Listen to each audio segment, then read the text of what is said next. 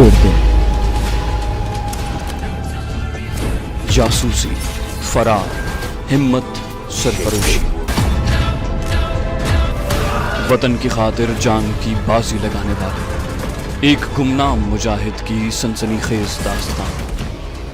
दुश्मन के दिल में बैठकर अपने वतन का दिफा करने वाला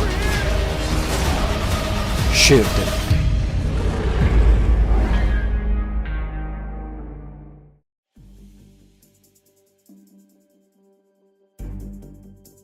ट्रेन दिल्ली से चल पड़ी थी। दिल्ली से आगे बड़ा शहर गुड़गांव आया, फिर मिथिला, उसके बाद आगरा, ग्वालियर, झांसी, भोपाल और फिर नागपुर आया। नागपुर से आगे ट्रेन इंडिया की किसी जमाने में सबसे बड़ी मुस्लिम रियासत हैदराबाद दक्कन की हुदूद में दाखिल हो गई। अब ये रियासत फौजी हमले के बाद भारत ने इंडिया में जबरदस्ती शामिल कर ली है। हैदराबाद दक्कन के रेलवे स्टेशन पर मुस्लिम तहजीब और सकाफत के आसार साफ नजर आ रहे थे। रेलवे स्टेशन बड़ा पुरशिकोह था। प्लेटफॉर्म पर जो दुकानें थी उनमें से अक्सर दुकानों में हैदराबाद दक्कन के नवाब साहब की तस्वीरें लगी हुई थी। अचकनों और तुर्की टोपियों वाले आदमी आम नजर आ रहे थे। शिरबाज खान कहने लगा, भारत ने इस मुस्लिम रियासत पर भी जबरदस्ती और जहां की मुस्लिम अक्सरियत की मर्जी के खिलाफ फौजी यलगार करके कब्जा कर लिया था। अब वो इसी तरह कश्मीर को भी हड़प करना चाहता है, मगर कश्मीर उसके हल्क में मछली के कांटे की तरह फंस गया है। हम कश्मीरी हुर्रियत पसंद अपनी आजादी की खातिर जान की बाजी लगाए हुए हैं। भारतीय फौज को बहुत जल्द कश्मीर से भागना पड़ेगा। मैंने कहा, इंशाल्लाह। अब ट्रेन की मंजिल बेंगलोर थी। आगे बेंगलोर ही सबसे बड़ा शहर था, ये भी वहां से बहुत दूर था। ठीक तरह से याद नहीं रहा कि हम कितने दिन ट्रेन में सफर करते रहे।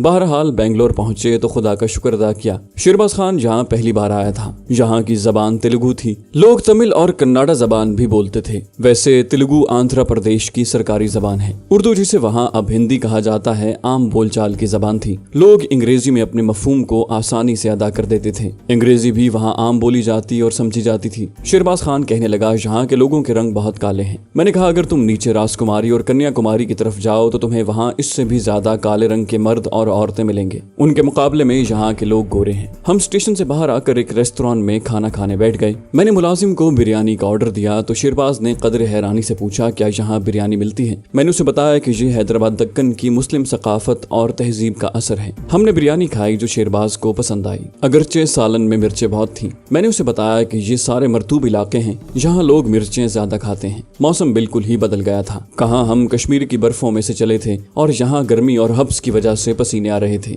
आसमान पर बादल छा रहे थे। 2 दिन पहले बारिश होकर धूप निकली थी। इसकी वजह से शहर में बेहद हब्स हो रहा था। मैंने शिरबाज से कहा, मेरा ख्याल है हमें अपने मुजाहिद आलमगीर के ठिकाने पर निकल चलना चाहिए। उसने जेब से कागज का पुर्जा निकाल कर पढ़ा। उस पर हमारे दिल्ली के मुजाहिद ने अंग्रेजी में आलमगीर का एड्रेस लिख दिया था। हमने एक मोटर रिक्शा लिया, उसे एड्रेस बताया। रिक्शे वाले ने कहा, बैठिएगा, हम उधर को ले जाएगा। दिन ढल रहा था। बादलों की वजह से उनकी रोशनी ज्यादा नहीं थी। रिक्शा बेंगलोर शहर के मज़ाफात में से गुजर रहा था। यहाँ खेत थे और ऊंचे ऊंचे छतरियों वाले दरख्त भी थे। दूर दूर कोठियां भी थीं और ढलवान खपरेल की छतों और पत्थर की दीवारों वाले क्वार्टर नुमा मकान भी थे। एक बस्ती के करीब आकर रिक्शे वाले ने रिक्शा रोक दिया। हम उतर गए। अपने मुजाहिद आलमगीर की बस्ती में हम आ गए थे। उसके मकान का नंबर हमारे पास था। पूछते पूछते उसके मकान पर भी पहुंच गए। ये 2 मंजिला पुख्ता मकान था, जिसके आगे छोटा सा बागीचा था जिसमें नारियल और केले के दरख्त लगे हुए थे। एक जानिब एक जीप खड़ी थी। एक आदमी उसका बोनट खोले इंजन की मुरम्मत में लगा हुआ था। मैंने आगे बढ़कर उससे पूछा, मिस्टर, क्या आलमगीर का यही मकान है? उसने हमें सर से पांव तक देखा। हमारे रंग उन लोगों के मुकाबले में गोरे थे।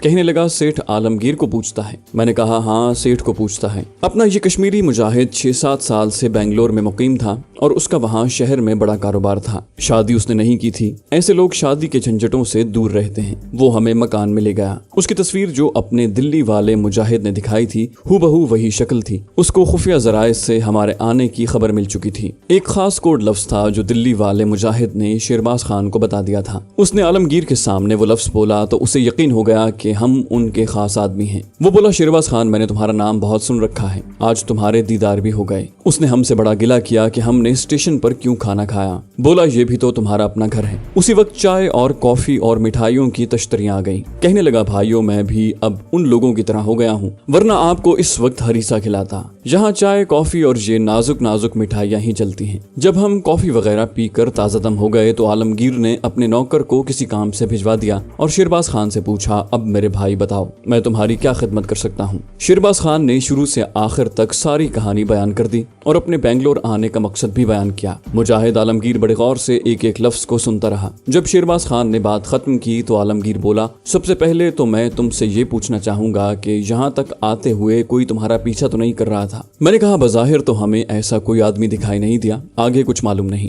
ہم نے تو یہاں کی خفیہ پولیس دیکھی نہیں۔ عالمگیر کہنے لگا، یہ میں صرف احتیاط کے لیے پوچھ رہا ہوں، تم لوگوں کو بھی احتیاط سے کام لینا ہوگا کیونکہ تمہارا مشن بڑا اہم ہے۔ میں اپنی کشمیری بہن نور بانو کو اگر وہ بنگلور کے فوجی ہیڈ کوارٹر میں قید ہے تو یہاں سے نکلوانے میں اپنی جان تک لڑا دوں گا۔ شیرباز نے کہا، تمہارے خیال میں اگر خفیہ پولیس کا خدشہ ہے تو ہمیں یہاں سے دوسری جگہ رہائش اختیار کر لینی چاہیے۔ عالمگیر بولا، وہ میں نے سوچ لیا ہے۔ خفیہ پولیس والوں نے مجھ پر کبھی شک نہیں کیا، شک کرنے کی کوئی وجہ ان کے پاس نہیں ہے۔ میری یہاں ایک سوشل حیثیت ہے، میں یہاں کی حکمران پارٹی کا ممبر بھی ہوں، خیرات بھی کرتا ہوں اور پولیس افسر میرے دوست بھی ہیں کیونکہ میں ان کو تحفے تحائف بھیجتا رہتا ہوں۔ پھر بھی میں کبھی غافل نہیں ہوا۔ میں تمہیں یہاں سے دور جنگل میں اپنے ریسٹ ہاؤس میں بھجوا دوں گا۔ میں نے جنگل کا ایک چھوٹا سا ٹکڑا حکومت سے ٹھیکے پر لے رکھا ہے جہاں لکڑی کی کٹائی ہوتی ہے اور سندل کے کچھ درخت بھی ہیں۔ شیرباز خان بولا، لیکن سب سے پہلے تمہیں اپنے ذرائع سے یہ معلوم کرنا ہوگا کہ نور بانو فوجی ہیڈ کوارٹر میں کس جگہ پر قید ہے اور کیا کرنل واڈیکر اور اس کی بیوی سرلا دیوی بھی اسی شہر میں ہیں۔ عالمگیر نے کہا، اس کا کل تک میں پتہ کروا لوں گا، تم میرے ساتھ آؤ، میں خود تمہیں اپنے جنگل والے ریسٹ ہاؤس میں لے کر جاتا ہوں۔ عالمگیر ہمیں مکان سے باہر لے گیا۔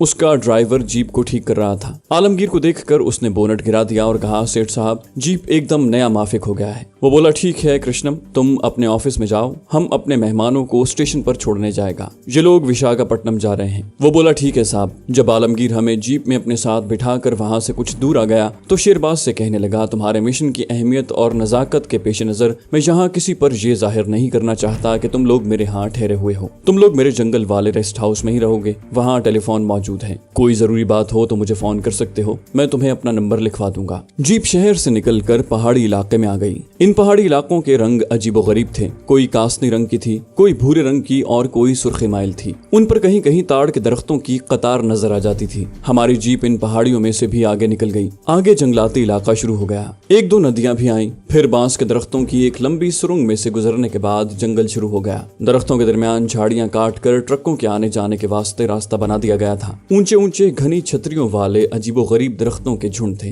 جن کی شاخوں پر جنگلی بیلیں سانپوں کی طرح لٹکی ہوئی تھی۔ عالمگیر کہنے لگا، یہ چیتل ورگ کے جنگل ہیں۔ میں نے چیتل ورگ کا نام سن رکھا تھا۔ میں نے کہا، یہاں تو آدم خور شیر بھی ہوتے ہوں گے۔ عالمگیر مسکرایا، کہنے لگا، آدم خور شیر کبھی کبھار ہی اس طرف آتے ہیں۔ ویسے میں آپ لوگوں کو مشورہ دوں گا کہ رات کو ریسٹ ہاؤس کے دروازے کھڑکیاں اندر سے لاک کر کے سوئیں اور رات کے وقت کوئی خطرہ نہیں ہوتا۔ رات کو کبھی کبھار اس طرف شیر شکار کے لیے تلاش میں آ جاتا ہے، لیکن شیر کو اگر چھیڑا نہ جائے تو وہ آدمی پر کبھی حملہ نہیں کرتا۔ ہم گھنے جنگل میں داخل ہو چکے تھے۔ مہاگنی کے سیاہ تنوں والے درختوں کے جھرمٹ ہر طرف نظر آ رہے تھے۔ ایک جگہ ہمیں سندل کی خوشبو آئی۔ عالمگیر کہنے لگا، یہ چندن کے درختوں کی خوشبو ہے۔ اس جنگل میں چندن کے درخت بہت ہوتے ہیں، ان کو آپ لوگ سندل کے درخت بھی کہتے ہیں، یہاں کے لوگ انہیں چندن درخت کہتے ہیں۔ میری زمین پر بھی چندن کے 50-60 درخت ہیں، مگر میرا زیادہ بزنس دوسرے درختوں کی کٹائی اور سپلائی کا ہے۔ دور سے مجھے درختوں کے درمیان ایک بیرک سی نظر آئی۔ عالمگیر بولا، یہاں سے میری زمین شروع ہو جاتی ہے، یہ میری ملکیت نہیں ہے، میں نے سرکار سے ٹھیکے پر لی ہوئی ہے اور وہ ہمارا ریسٹ ہاؤس ہے۔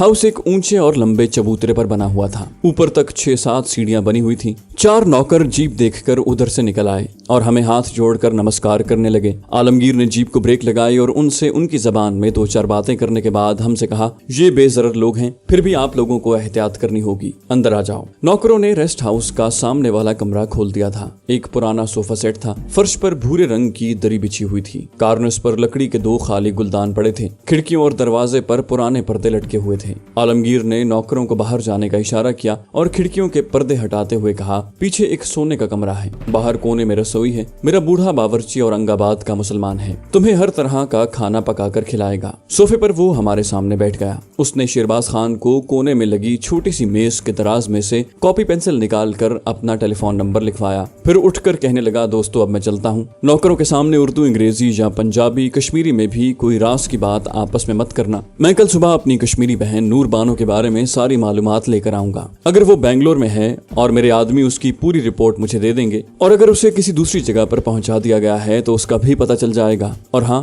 وہ جاتے جاتے رک گیا اور شیرباز کی طرف متوجہ ہو کر بولا، بیڈ روم کے ساتھ ہی ایک چھوٹا سا سٹور ہے، اس میں 1-2 بندوق اور کارتوسوں کا تھیلا پڑا ہوا ہے، خطرے کے وقت تم اسے استعمال کر سکتے ہو۔ وہ جیپ میں بیٹھ کر چلا گیا تو سب سے پہلے ہم بیڈ روم والے سٹور میں گئے۔ وہاں اندھیرا تھا था। खिड़की खोली तो अंदर रोशनी आ गई। काफी काठ कबाड़ पड़ा हुआ था। एक तरफ पुरानी बंदूक और कारतूसों का थैला नजर आया। हम उसे लेकर ड्राइंग रूम में आ गए। शिरबाज उसे कपड़े से साफ करने लगा। मैं उसके सामने सोफे पर बैठ गया। शिरबाज बोला, आलमगीर बड़ा अहम आदमी है, उसकी मदद से हमें काफी फायदा पहुंचेगा। मैंने कहा, मगर ये शख्स कुछ जरूरत से ज्यादा मोहतात है। मुझे कुछ ऐसा ही महसूस हुआ है। शिरबाज ने कहा, हैदर अली वो दुश्मनों के ऐन दरमियान में बैठा है, उसे एहतियात करने की बहुत जरूरत है। इतने में एक दुबला पतला गहरे सांवले रंग की छोटी सी शरई सफेद दाढ़ी वाला बूढ़ा अंदर आ गया। उसने हमें सलाम किया और बोला, हुजूर मेरा नाम मोहम्मद उस्मान है, मैं सेठ आलमगीर का पुराना बावर्ची हूँ, अब इसी रेस्ट हाउस पर रहता हूँ, आपके लिए चाय बना कर लाऊं। हमें उस्मान बाबा से मिलकर वाकई बड़ी खुशी हुई, क्योंकि हम में से किसी को भी चाय या खाना बनाना नहीं आता था। वो हमारे लिए चाय बना कर ले आया। हम रेस्ट हाउस के लकड़ी के फर्श वाले बरामदे में बेद की पुरानी कुर्सियों पर बैठकर चाय पीने और बातें करने लगे। शिरबाज खान कहने लगा, मुझे यकीन है कि नूर बानो बेंगलोर के मिलिट्री हेडक्वार्टर में ही कैद होगी। कर्नल वाडिकर भी यहीं तैनात है,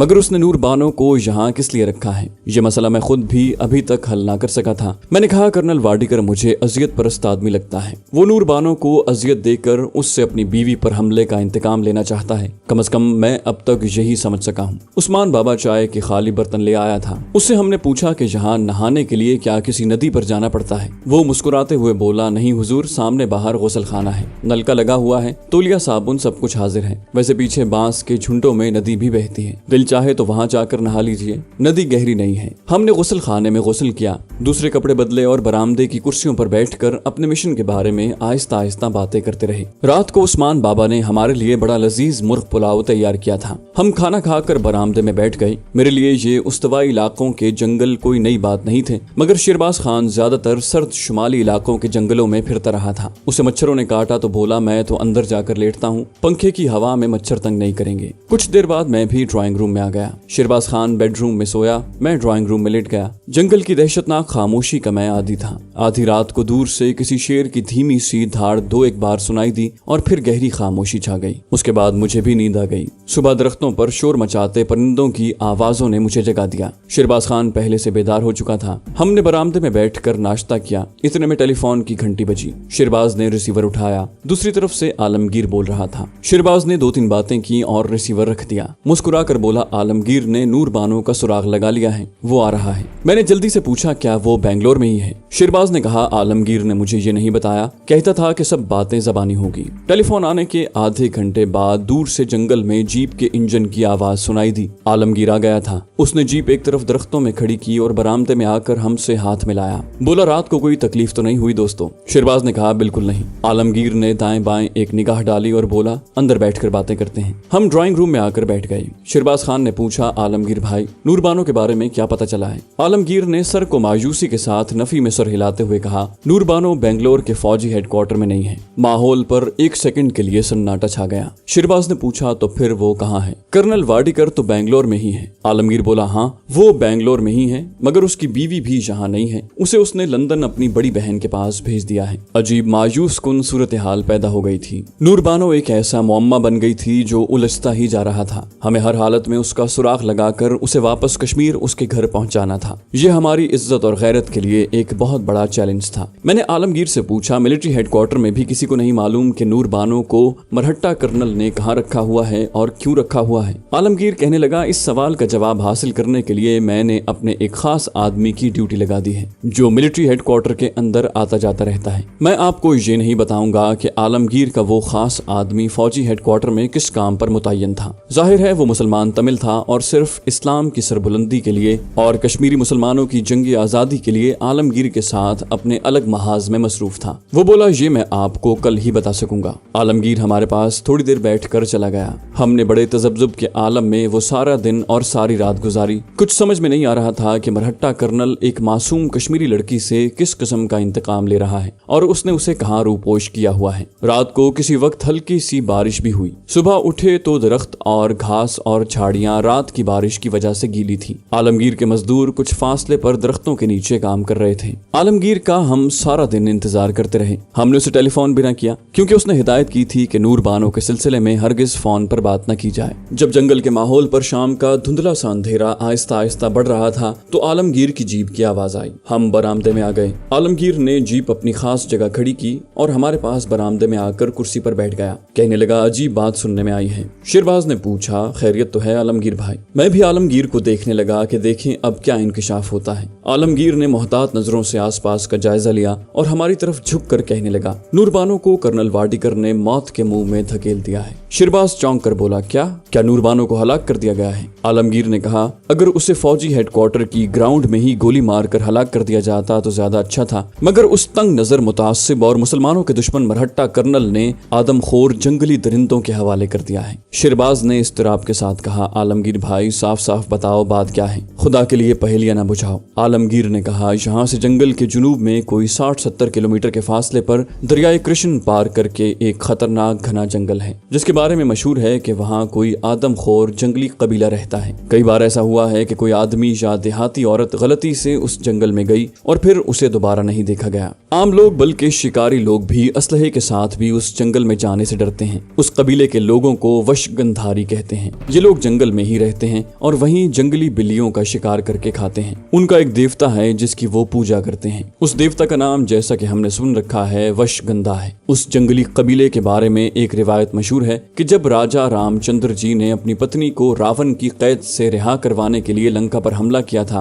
और लंका को आग लगा दी थी, तो ये लोग वहाँ से भागकर इस जंगल में आकर छुप गए थे। तब से उनकी नस्ल इसी जंगल में चली आ रही है। ये बड़े पुरस्कार जंगली लोग हैं। इनकी जबान की कुछ समझ नहीं आती। इनके मर्द कभी किसी शहर में नहीं देखे गए। शेरबाज ने बेचैनी से कहा, प्लीज जल्दी से ये बताओ नूरबानो कहाँ है? आलमगीर बोला, मैं इसी मौजू की तरफ आ रहा हूँ। जंगली कबीला अपने देवता वशगंधा की पूजा का हर 6 माह के बाद एक जश्न मनाता है। इस जश्न में बाहर से आई हुई कोई जवान औरत या जवान मर्द देवता पर कुर्बान किया जाता है। हमें जो रिपोर्ट मिली है उसके मुताबिक उन जंगली कबीले की पूजा के जश्न में सिर्फ 15 दिन बाकी रह गए हैं और कर्नल वाडिकर ने महज अपनी बीवी पर हमले का कश्मीरी हुर्रियत पसंदों से बदला लेने की खातिर नूरबानो को किसी जरिए से उन जंगली लोगों के हवाले कर दिया है, जो उसे अपने देवता वशगंधा पर कुर्बान करने की तैयारियां कर रहे हैं। शेरबाज खान कहने लगा, हम नूरबानो को इन जंगलियों की कैद से आज ही छुड़ा लाएंगे। हम तरबियत याफ्ता इंडियन आर्मी का मुकाबला करते आए हैं। ये जंगली हमारे सामने कोई हैसियत नहीं रखते। आप हमें सिर्फ इतना बता दें कि यहाँ से उस जंगली कबीले के ठिकाने का कौन सा रास्ता जाता है। आलमगीर के चेहरे पर कोई तासुर नहीं था।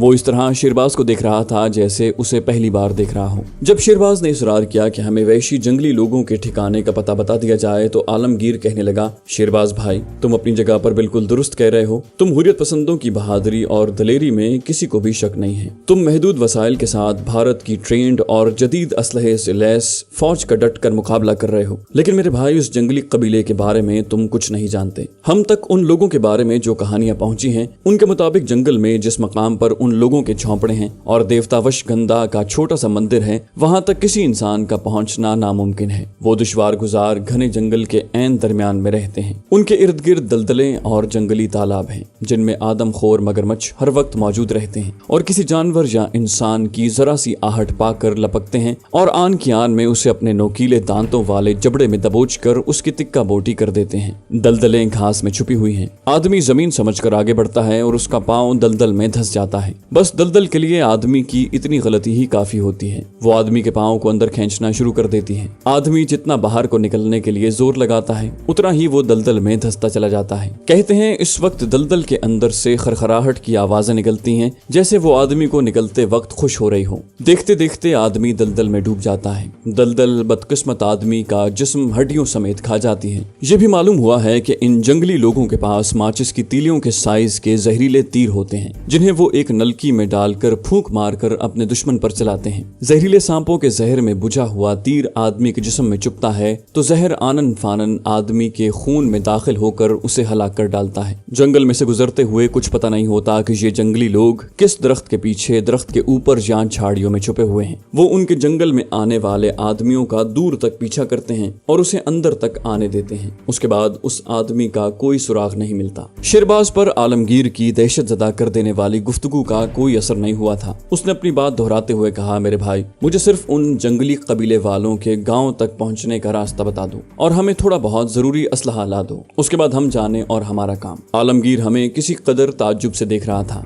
कहने लगा, एक बार फिर गौर कर लो, मैं तुम्हें इन जंगली जंगली लोगों के दरमियान जाने का मशवरा नहीं दूंगा, क्योंकि मैं साफ बात कहूंगा, मुझे यकीन है कि तुम लोग वहां से जिंदा वापस नहीं आओगे। शहरबाज इस मिशन का लीडर भी था, चुनाचे मैं उसे मौका दे रहा था कि वो खुद आलमगीर से सारी बात तय कर ले। शहरबाज ने कहा, जिंदगी मौत अल्लाह के हाथ में है, तुम हम पर सिर्फ ये मेहरबानी करो कि हमें थोड़ा बहुत असलहा ला दो और कोई आदमी हमारे साथ कर दो जो उन जंगलों से वाकिफ हो, और हमें वश गंधारी जंगली कबीले के जंगल में पहुंचा दो। हमें सिर्फ उस जगह तक पहुंचना है जहां से जंगली कबीले वालों के जंगल की सरहद शुरू होती है। आलमगीर बोला, ठीक है, अगर आप लोगों ने फैसला कर लिया है तो मुझे कोई एतराज नहीं है। मैं तुम्हारे लिए असलहा भी मुहैया कर दूंगा और एक गाइड भी साथ रवाना कर दूंगा जो तुम्हें वैशी कबीले के जंगल की सरहद तक छोड़ आएगा। बताओ तुम्हें किस किस्म का असलहा चाहिए। शहरबाज खान ने उसे बताया कि हमें 2 ऑटोमेटिक शॉट गनों की भी जरूरत होगी जिसके आगे साइलेंसर की नालियां लगी हों। इसके अलावा शहरबाज ने एक कमांडो चाकू और कुछ दस्ती बमों की फरमाइश की। आलमगीर ने कहा, ये सब चीजें तुम्हें मिल जाएंगी, मगर एक बात की मैं तुम्हें सख्ती से हिदायत करूंगा कि गंधारी कबीले के लोगों के जंगल में पहुंचने के बाद दस्ती बम या शॉट गनों का धमाका मत करना। इस धमाके की आवाज जंगली लोगों को फौरन बता देगी कि तुम जंगल में किस मकाम पर हो। उसके बाद वो जंगल में फैलकर तुम्हारी तलाश शुरू कर देंगे और यकीन करो कि फिर तुम उनके जहरीले तीरों की जद से न बच सकोगे। वो बंद हवा में भी गैर इंसान की बू सूंघ लेते हैं। शहरबाज ने कहा, तुम इत्मीनान रखो, हम इस किस्म के धमाके से गुरेज करेंगे। आलमगीर ने पूछा, तुम लोग कब इस मुहिम पर रवाना होना चाहते हो। शहरबाज ने कहा, अगर हमें कल सुबह गाइड मिल जाए तो हम कल ही रवाना हो जाएंगे। आलमगीर ने कहा, ठीक है, मैं सुबह गाइड को साथ लेकर आऊंगा, तुम तैयार रहना।